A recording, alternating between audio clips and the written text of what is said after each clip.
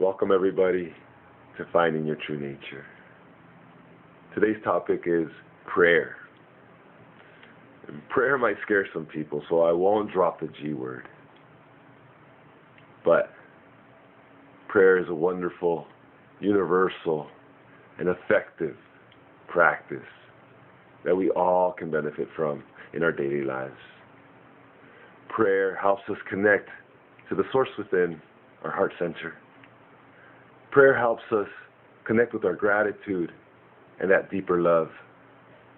Prayer helps us calm our mind and set an intention for the rest of our day. So find your true nature through prayer. Thank you, and Namaste.